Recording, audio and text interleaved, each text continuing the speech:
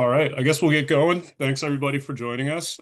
This is our third iteration of our alumni mentor panel series. We've been doing this for the last couple semesters now based on industries. We've been lucky enough to have a couple, or one earlier this semester and a handful last semester as well. So again, thanks again for joining us. I want to thank Silka, Michael, Lucas, and Cam for joining us as well as our alumni mentors within the financial industry and just really kind of leading the way in this conversation. So again, thanks again. If you guys want to just start out with intros, kind of who you are, how you got to where you are, and then we'll pepper you guys with questions. Student athletes, if you guys have any questions in the meantime that come to mind, feel free to unmute, ask away. This group is here to really just give you all the wisdom that they have and guide you along the way. So we'll start with Lucas just because he's top of my screen here for intros. I'm going to jump in. Our student athletes, if you don't mind, could you please write your name, your year, and your sport just in the chat so that our panelists here have an idea of who they're talking to as well. Well, everyone's doing that. Nice to meet and see everybody. My name's Lucas. I'm Wharton class of 2018. I was on the varsity football team. I played inside and outside linebacker for the team for 4 years. Proud to say that we're a two-time Ivy champ during my time there. I'm originally from the Cleveland, Ohio area. I studied finance when I was there at Penn, and then ultimately did a couple of internships while I was there. Went into investment banking for 2 years, and then now spent 6 years in private equity. So I spent 2 years in New York, and then I've been in Cleveland for about 6 years. Is that enough detail, guys, or you want more detail, or is that good enough for now? I think that's a great start for now. Yeah, great start, and we can pass it to Cam next. Perfect. My name's Cam Plumman-Haggerty. I graduated in December 2024. It's also on the football team where I played offensive line. I was actually part of the college, not in Wharton, where I did economics. I'm doing investment banking currently, which I actually got through Penn football alumni. If you guys have questions about that, I'm guessing how to network within the student athlete network. I found that very helpful. And I've been working for 9 months now and liking it so far. Miss being a student though. Silka, you're up next. Hey guys, I'm Silka Milliman. I played on the women's basketball team at Penn and graduated back in 2023. I'm originally from the East Coast, from Hanover, New Hampshire, where Dartmouth is. I majored in econ, did the minor in urban real estate and development in Wharton, econ in the college.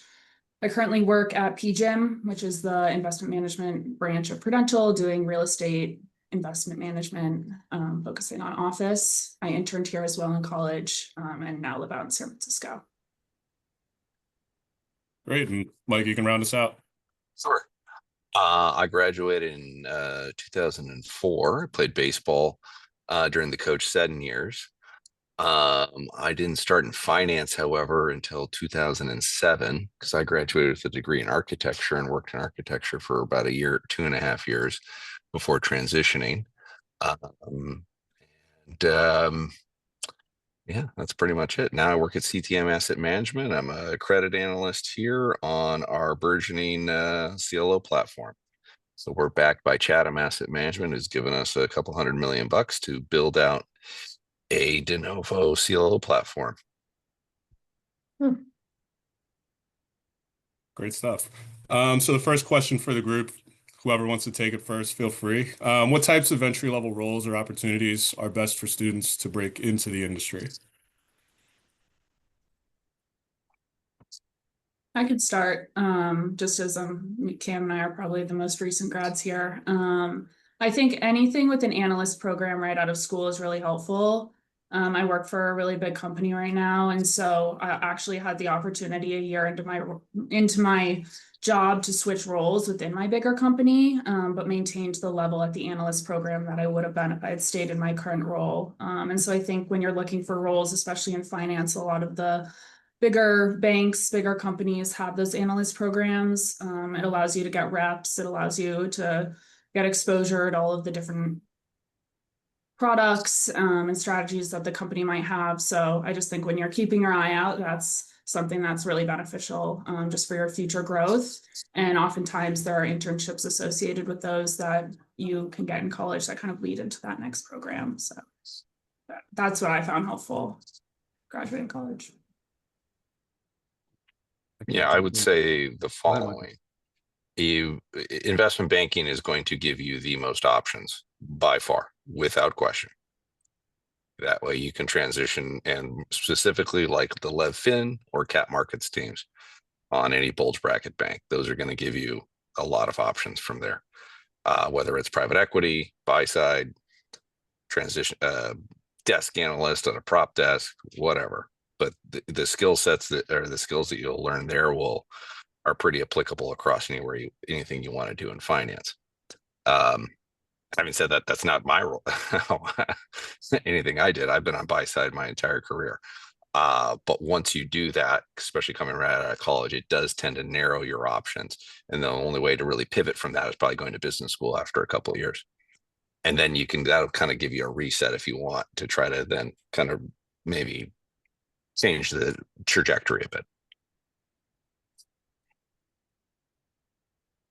I'd say we just started an analyst program 3 years ago at MP Partners, and just a background, we're like a 30 employee industrial middle market buyout shop. So we have like a $600 million fund, and we have about 5 analysts that go through a 2-year program every year. So those folks are coming directly out of undergrad. I think those are great seats to have. I think people learn a lot in those seats. And they end up having a lot of optionality after they either end the analyst program or continue as associates. And then we also have associates that we hire that usually come from a consulting or a banking background. So I would say those are two kind of avenues if you were interested in something like private equity. And I think consulting and banking do provide a whole bunch of optionality. And at least when I was in school, which wasn't that long ago, those were kind of the 2 most popular tracks for folks. And I think they were the most popular because they did ultimately give you a ton of flexibility, taught you a lot, and kind of put you right in the center of things right out of college. So Yeah, I don't have much else to add. I'd just say the roles where you're going to get as much exposure as you can are the best, which is usually going to happen in the analyst role. And just be open to a bunch of opportunities because you never know what you got to learn, especially now. I'm sure a lot of you are younger too. Get your internships. I didn't do an investment banking internship until going into my senior year. Did real estate. I did accounting. So you kind of just get a culmination of a bunch of experience on your belt before going out for that full-time role. So just try to find something where you'll get to wear as many hats, get to do as many things as you can.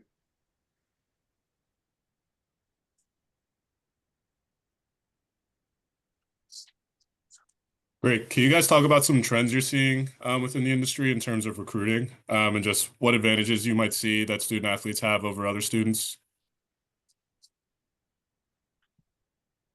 I mean, I can tell you why CTM specifically likes to hire student athletes.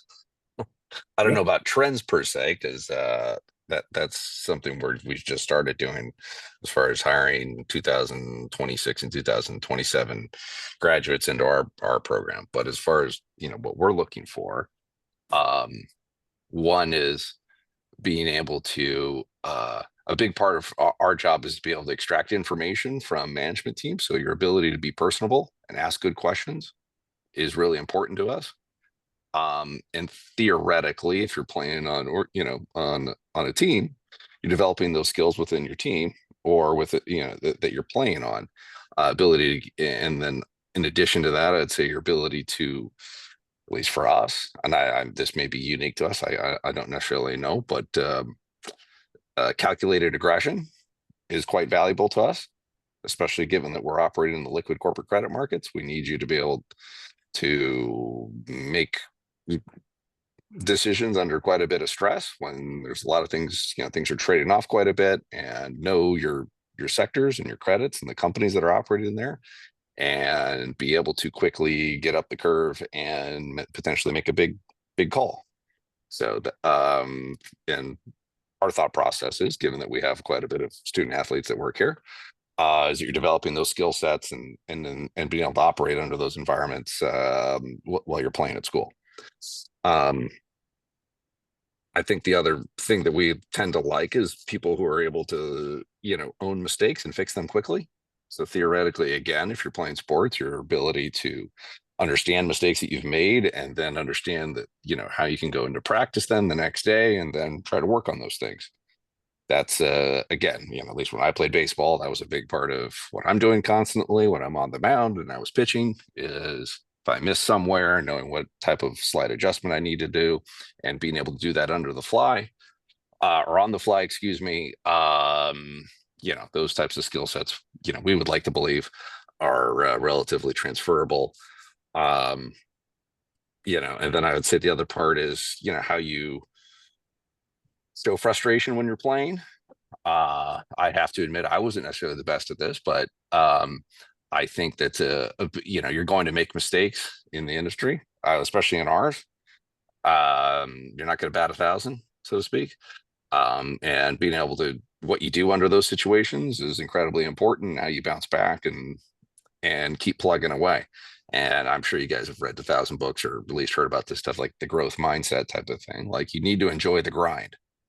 Like, the best analysts we hire are people who enjoy the grind, enjoy the process of getting better every day.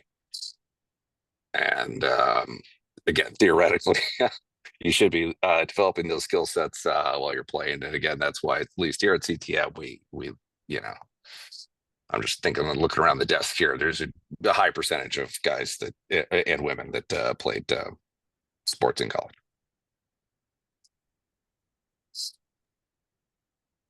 Yeah, I'd add a couple. I think that was a really good summary, Michael. I think being coachable is, I think, an underrated skill. And when you are constantly getting feedback from your coaches, and you have to take that feedback and either get better or see the bench, I think you kind of quickly see consequences. And that's a little bit, at least in my opinion, kind of how the work actually happens. You talk to your boss every day.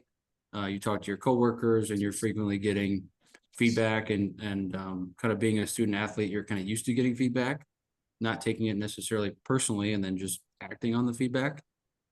It's not always the case that a student athlete would have those characteristics, but I would say usually what I've seen, that's more typical.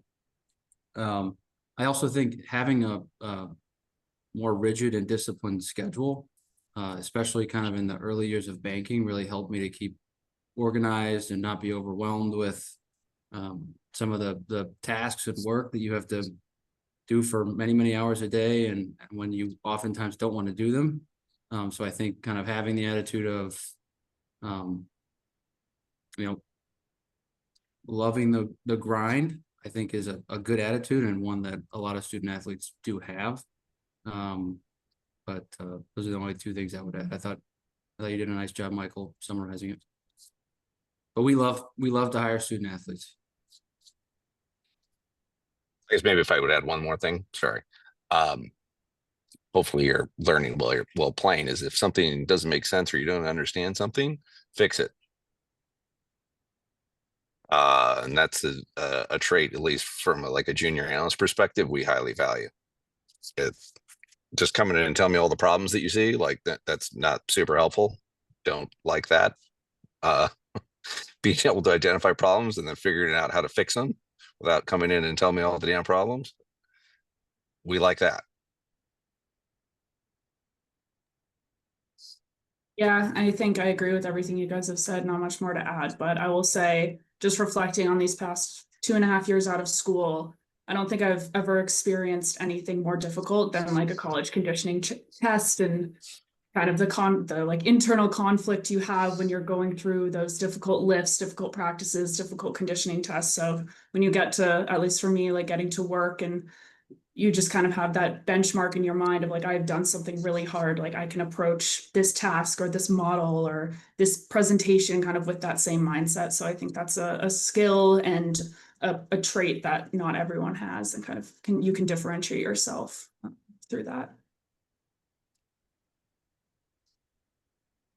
Yeah, I don't have much else to add on the advantages. I remember when I was doing my interviews not too long ago, the coachability was the big point I hammered, how you can mess up, but it's all about like what you're going to do next, what you take from it, owning up to your mistakes.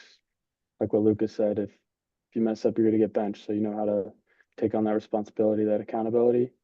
And as far as trends, I know that was the beginning part of Langston's question. I don't play much of a role in the recruiting process, but at least what I've seen from school, things are getting earlier and earlier. So just being prepared. Um, Obviously, it's not the end of the world if you miss all these earlier application deadlines. Like I know for say summer 2026, some of those applications are already starting. So it's something that you should keep on your mind, is that these things are going to get earlier. But obviously, don't be shying away if you do miss a deadline. There's always another opportunity to follow through. Yeah, this next one's kind of more for you, Cam, but everybody else can chime in equally. But you mentioned leveraging your alumni network. Can you just speak to that and kind of how that process was for you? And kind of pros and I guess maybe not pros and cons, but just, what worked well and kind of what you wish you did better going or now that you know. Kind of being a little hypocritical, I wish I was a little earlier for some aspects. But I guess it can be a little anecdotal how I got my job here. I literally went through my head coach's LinkedIn page. I looked at all of his connections and going through what industry like they were in, what I want to do, and I would just filter and just send off cold emails. Good thing about being a part of Penn, being part of the student athlete network is people want to help you. Especially speaking from experience, I got my job, like my coworker is a 2019 Penn football grad. I got it through him. So knowing down the road, if someone reaches out to me, I want to pass it forward, even if it's not here. Plenty of friends in the industry that I'd love to pass them along to. So I just went through all my coaches' connections, attending things like these. It's where you meet people and everyone knows someone else too. So even if they can't help you directly, there's a high chance that they know someone else who can. So just be proactive about reaching out in your network.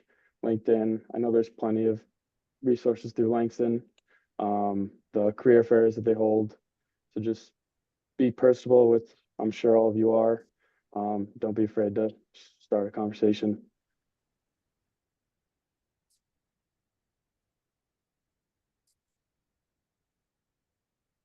If any of the other panelists want to speak to their kind of how they leverage their network too, feel free.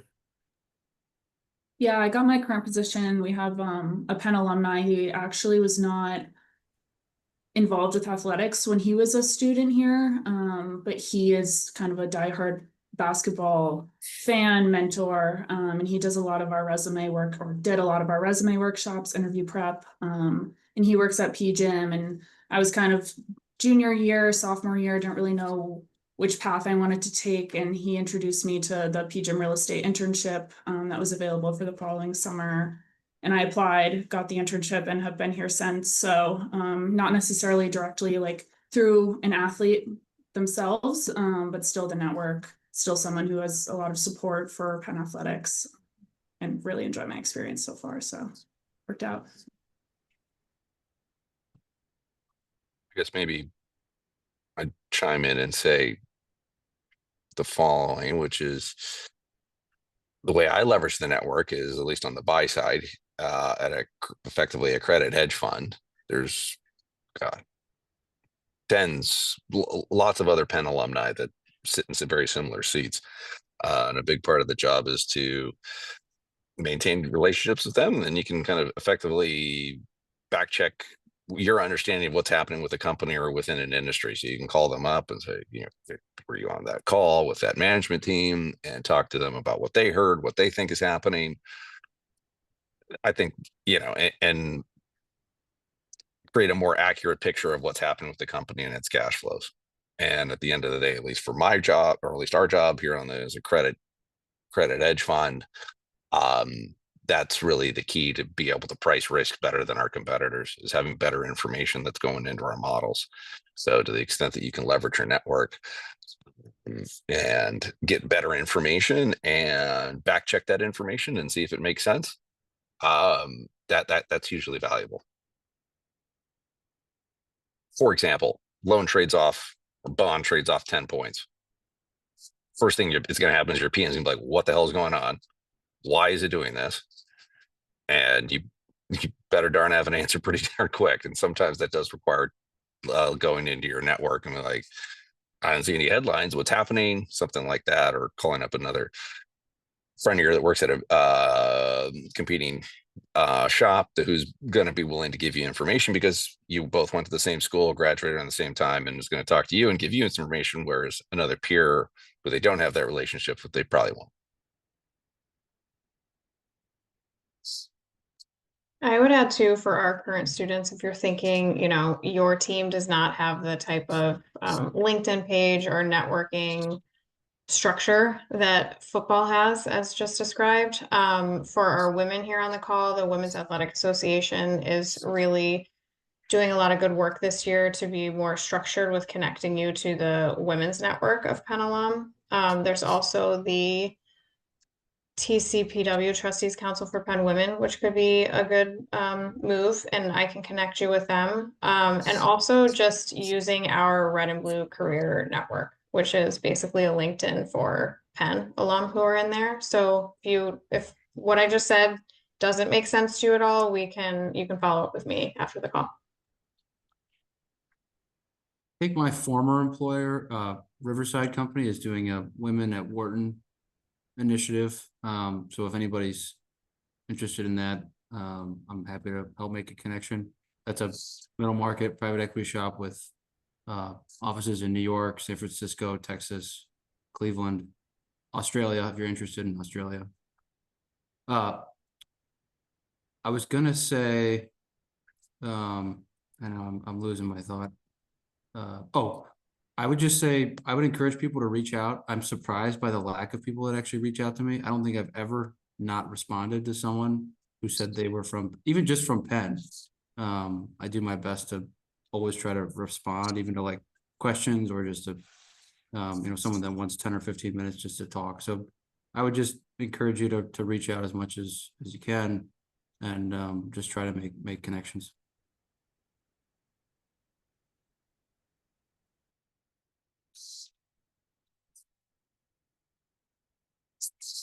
You're on mute, Lang. I'm on mute. Student athletes on the call, do you guys have any questions as we're flowing through this conversation?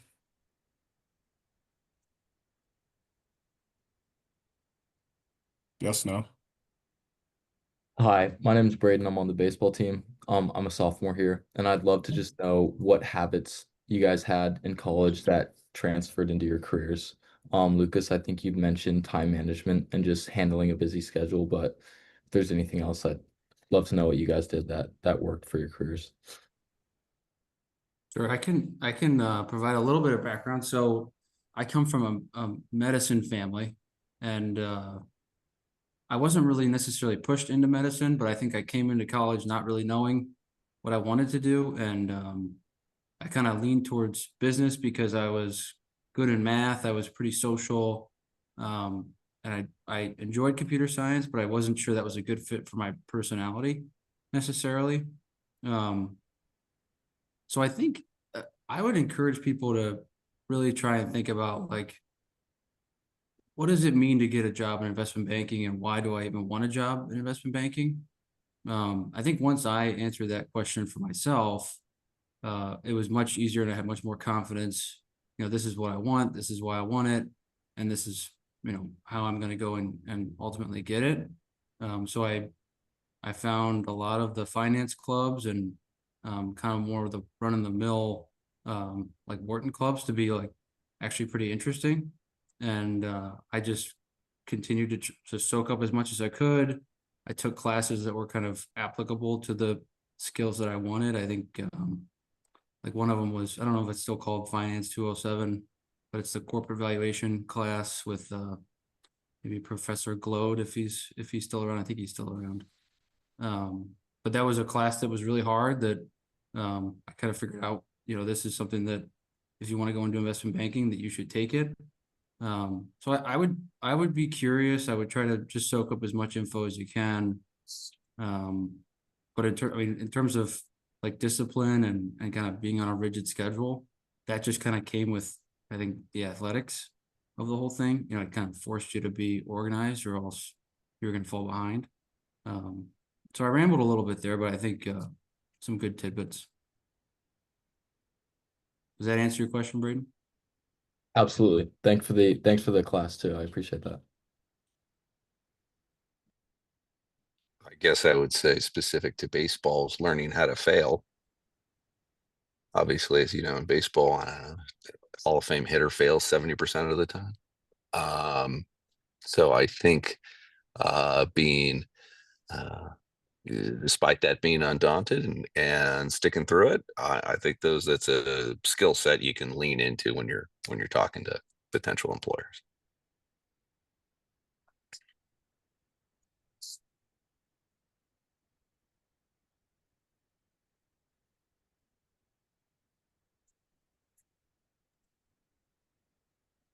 Are there else? questions from our student athletes?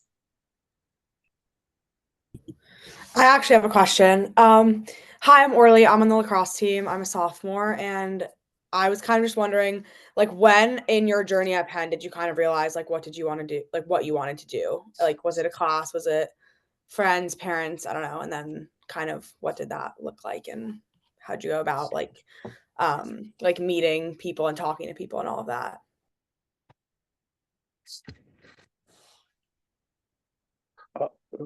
So you got it. I guess I'll go, which is I had no idea. I graduated with a degree in architecture and worked in architecture for 2 years. So I had absolutely no clue what I wanted to do. And then kind of fell into my first job. So yeah. I think for my personality type, I think I found the right place, which is call it a liquid corporate credit, you know, hedge fund type of role. So I guess I got lucky in that sense. Whereas I think for my personality type, I don't think I would do well at like Bain Consulting. That would not be for me.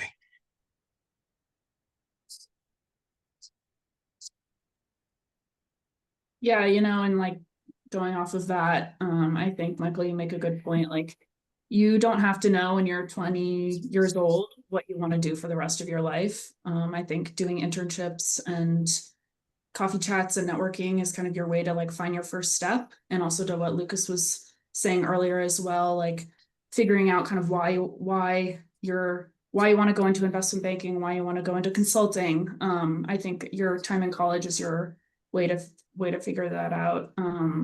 I guess making it more personal.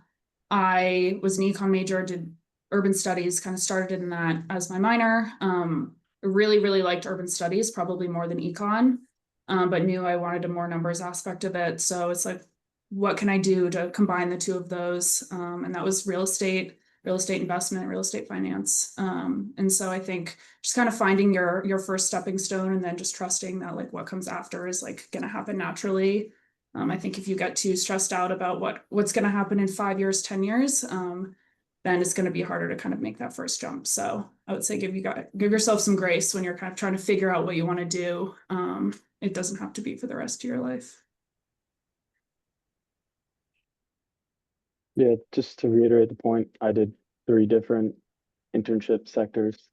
Like I didn't really know what I want to do. You shouldn't know what you want to do. If you do find it, I'm very happy for you, because I feel like if you're 19, 20 years old and you know what you want to do for the next 40 years, that's a good thing. But I feel as a starting point, it's as simple as just talking to your upperclassmen and just learning, get those experience or see what their experiences are, see if anything clicks for you. Your classes, I know it's not always the most fun, but if you find urban studies, like if you find your specific niche or industry, even in the classroom setting that you like, that's when you start those conversations, talking to those people that maybe it's something similar, see how you can apply what you are passionate about, and then see where it takes you from there. But just have a conversation with people is really the best way to understand what they're going through and see if that's what you want to do.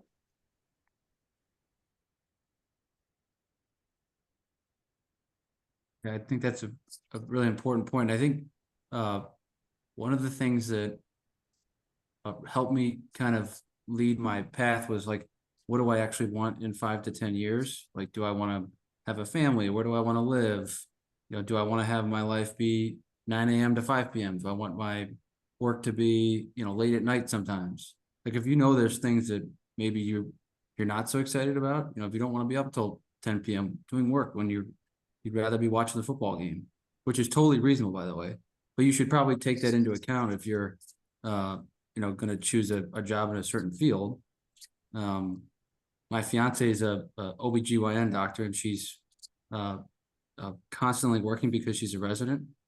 And that's just one of the things that you have to kind of get comfortable with if you want to go be an OBGYN.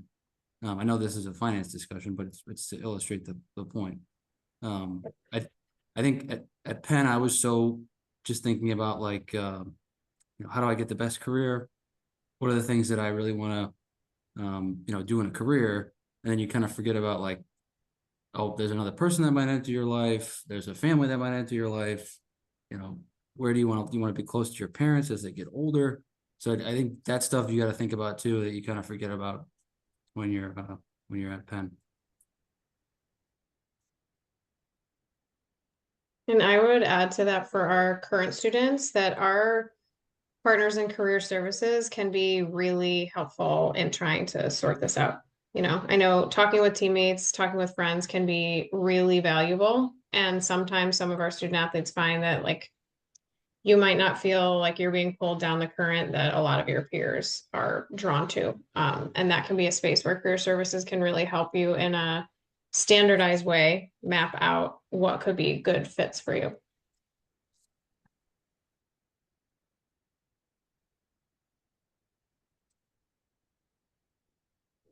With that, unless another student athlete has another question, can you guys just talk about areas early in your career that really surprised you, and then areas where you felt like you had a little more success or even some growth?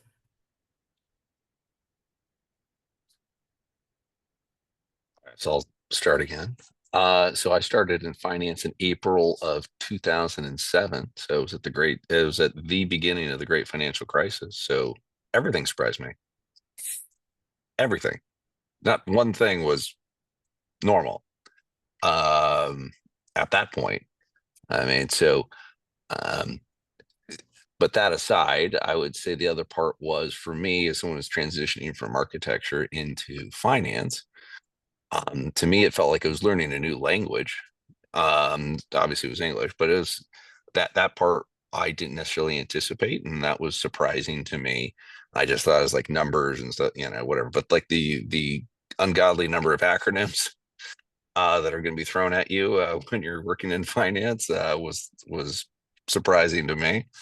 And it sounds stupid now, but at the time it was overwhelming for me. But yeah, again, the biggest thing was starting in April of 2007 when the market was imploding, and yeah, that you know, leverage loans don't usually trade off a couple of points every day, and that's exactly what was happening. I was sitting at my Bloomberg terminal for the first time and looking around, and people were like, "This isn't normal. This is crazy. I've never seen this before."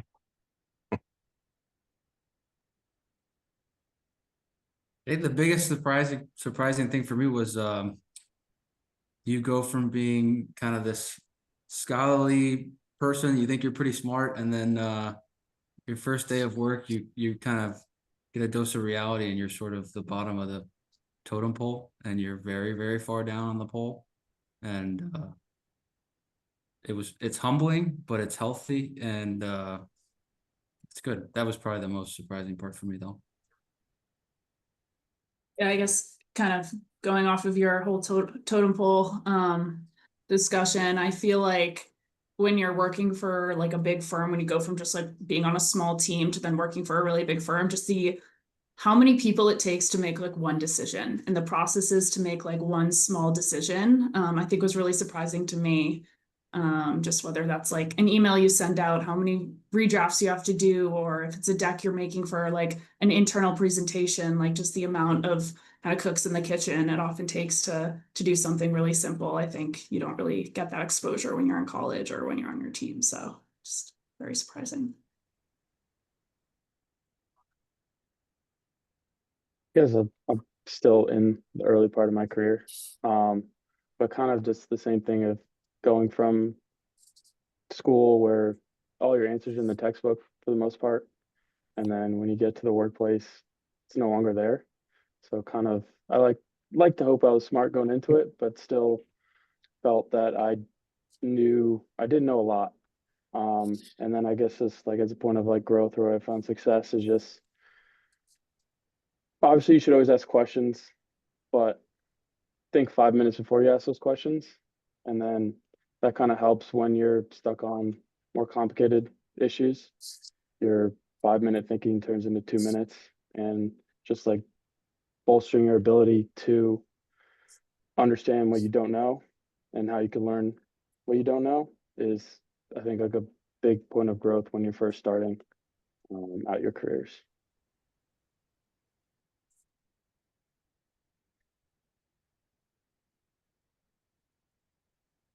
Yeah, I think this is all I mean, just great information for the current students to know.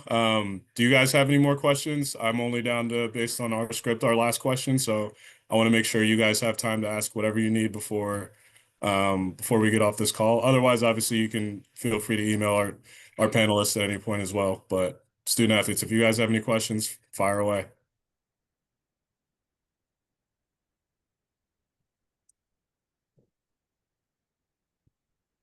All right, then last question for you guys is just one key piece of advice that you want our participants to walk away with, whether it's career, whether it's life, whatever it might be. Just, if they got to walk away with one thing from this, what should it be?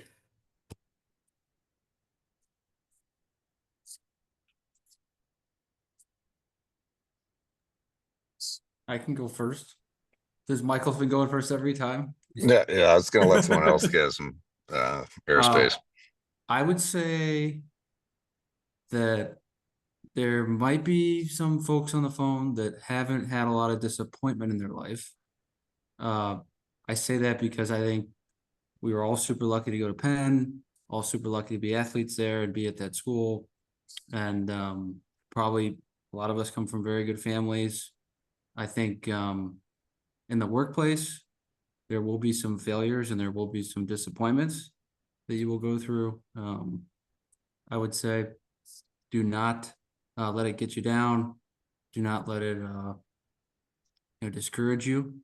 Don't let an internship rejection discourage you. I had plenty of banks that rejected me. Just keep on applying and keep your spirits up, and continue to reach out to your alumni.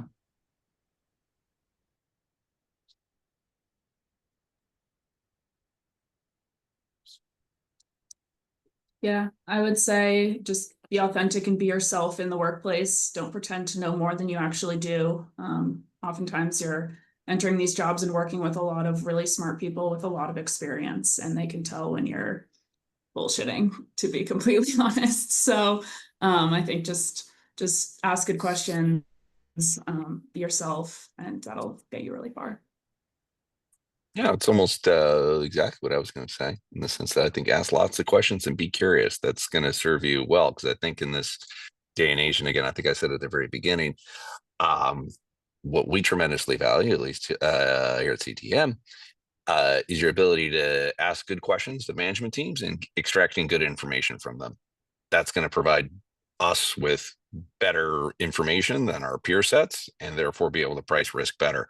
And I'd say that probably goes across most industries, but asking good questions, being curious, genuinely curious, I think will serve you incredibly well, no matter what field it is. And I think if you're talking to anyone, if you have a genuine curiosity about what they do, people like that and respond to that well. And I think you'd be surprised at what they'll then tell you and want to tell you, and then be able to leverage that information. And by leverage, I effectively mean monetize it directly. That's what we do, at least here. Will serve you well. Yeah, I was also going to say be a sponge, but I guess to change it up, don't be afraid to talk to people. What I found, especially when I was networking, people love to talk about themselves.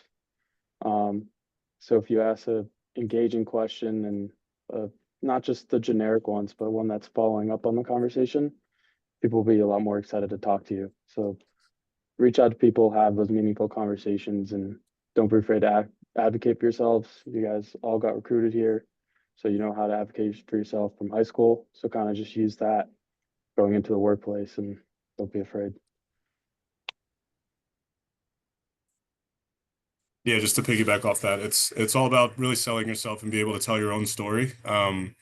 People want to hear about you. You also should want to hear about other people, and just being able to, exchange that information, I think is a great way. Just going up to people, shaking their hand, say, hi, I'm so and so, and that can go a lot further than you think. It is very underrated skill, but it is very noticeable when people are very good at that. So, I encourage all of you at any point in time, if there's somebody that in the room that you don't know, just go up and say hi, and you never know where that conversation can take you. But yeah, Emily, I don't know if you have anything else to add before we close up.